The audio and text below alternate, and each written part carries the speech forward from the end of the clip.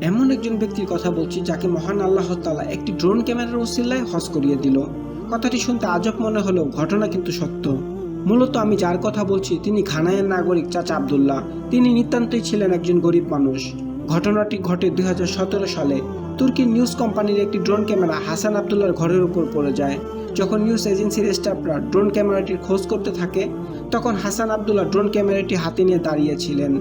স্টাফরা যখন তার সামনে আসলো, তখন হাসান আব্দুল্লাহ হাসতে হাসতে বললেন, আপনাদের কাছে কি এর চেয়েও বড় কোনো ক্যামেরা নেই যা আমাকে উড়িয়ে হজে নিতে পারবে? তুর্কির জার্নালিস্ট হাসান আব্দুল্লাহর এই কথাটি এতটাই পছন্দ হয়েছিল যে তিনি তার এই কথাটি সোশ্যাল মিডিয়াতে পোস্ট করেছিলেন।